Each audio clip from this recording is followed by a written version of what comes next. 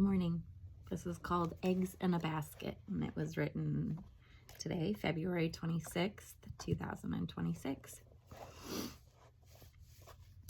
When I was a teenager, legally adulting, I smoked some weed so my eyes were bloodshot red.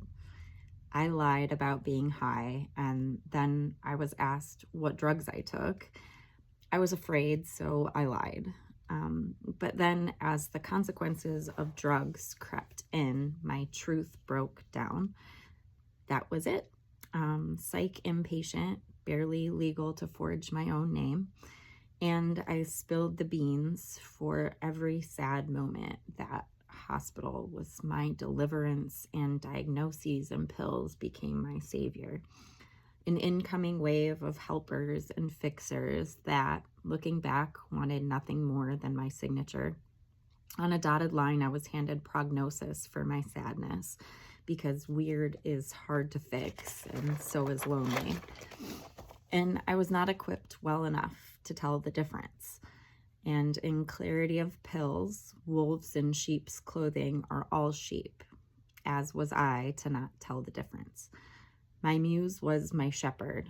Harbored Oaks and St. Jonathan became a new puzzle with players and pieces I thought I knew or wanted to figure out how to put Humpty Dumpty back together again. My past had failed me. Nothing was true or right or clear or good. I heard my first official crazy, barely 18. And so, like the A on a sweater, or where I come from, a varsity letter, I was choiceless in following the dotted line to look for congruency.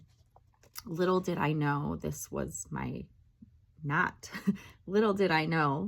not my first rodeo. Meds gave way to seizures, and I began looking for love in all the wrong places, looking for you. I found a different one who knew my placement, but also my wonder, and looked at me like Picasso instead of Van Gogh. My art did well until it didn't. My heart did well until it became bored with proving myself constantly, and I didn't do well alone just yet. Capital letters and capital lock, and liquor was my very close ally. Even though the signs flashed red, I wanted to learn my own lessons, and so started meds and liquor, don't mix.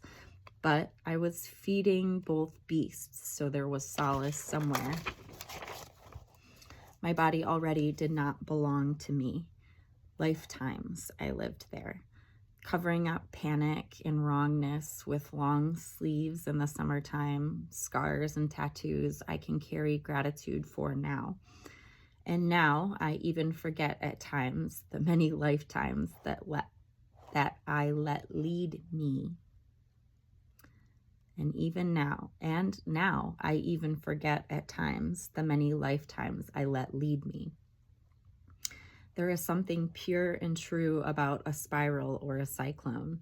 Was I headed down or around the bend? I wasn't a mother then any more than I am now. Without them, I feel soulless. Without them, I feel soulless. A cyclone without a grappling hook. Sea monsters approaching and encroaching as I gasp for air between laps, searching instead for holes in the vessel or who shot cannons this time. But I'm not ready for war anymore, and I see the holes faded, but scramble still. In Finding Nemo, they say, swim down, and as any Disney princess would, I must listen. And so I hold breath, waiting for the pressure to become familiar noise, listen for direction from what lies beneath. It is the Kraken that speaks first, pirates are Disney too, and tells me to look first at transformation before damage control. Is that then what this is, a Kraken moment? Without prose. I have forever longed for love and learned to forget I even wanted it. I have forever searched for peace. I have forever searched for peace. I don't know it. I have forever wanted to know me. I became anything but. But it is the time to reclaim my power and what was always mine. It is in them, in me, and in you. This way, we will go home.